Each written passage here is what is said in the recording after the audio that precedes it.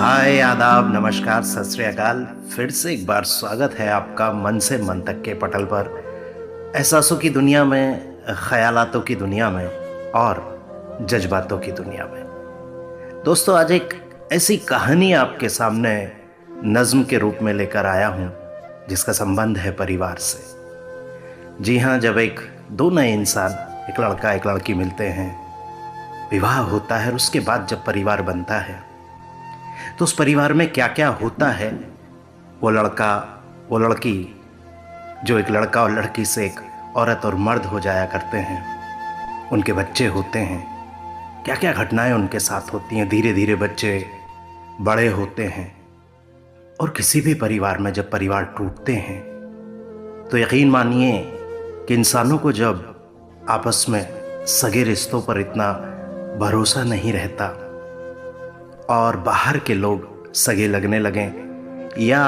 बाहर के लोगों की राय ज़्यादा अच्छी लगने लगे अपनों की बजाय, तो जाहिर है कि उस परिवार में दीमक की तरह या बाहरी हवा की तरह वो लोग दखल करते हैं और घर के घर तबाह हो जाते हैं।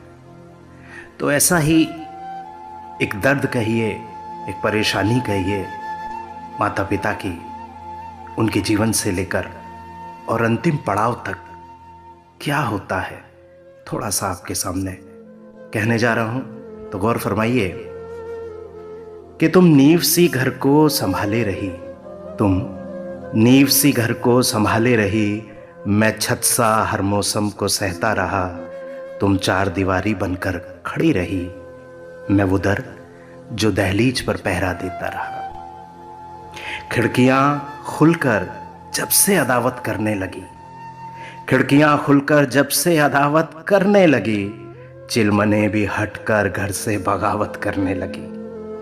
चमक बाहर की अब घर में पड़ने लगी है, चमक बाहर की अब घर में पड़ने लगी है, बाहरी हवाओं की दखल भी बढ़ने लगी है। कुछ दरारें अब दीवार में दिखने लगी हैं, कुछ दरारें अब दीवार में दिखने लगी हैं, घर की ईंटें ही आपस में लड़ने लगी हैं। ना इत्तफाकी दीवारों में और नींव रोने लगती है, बारिश जरा सी तेज हो तो अब छत चूने लगती है।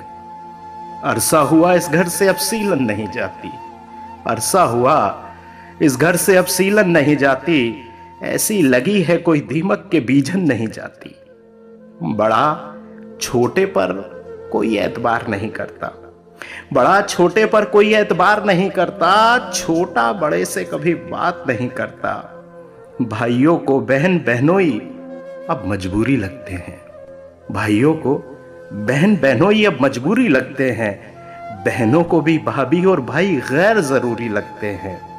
आज छोड़कर हर जरूरी काम सबको आना पड़ा है, आज छोड़कर हर जरूरी काम सबको आना पड़ा है, बाबूजी नहीं रहे तो भाई को भाई बुलाना पड़ा है।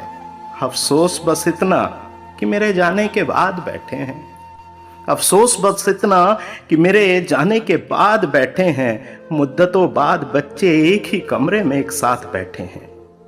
जलाकर ख्वाहिशें जो जोड़ा है आज उसका बंटवारा होगा, जलाकर ख्वाहिशें जो जोड़ा है आज उसका बंटवारा होगा। एक अभागी नींव का बगैर छत के ही अब गुजारा होगा। पढ़कर वसीयत मेरी यहाँ सबको सुनाई जाएगी, पढ़कर वसीयत मेरी यहाँ सबको सुनाई जाएगी, फिर गलतियां भी मेरी आज खूब गिनाई जाएंगी। यही रीत यही चलन फिर यही दोबारा होगा, यही रीत यही चलन फिर यही दोबारा होगा। जो हस्र आज हमारा है यकीनन कल तुम्हारा होगा।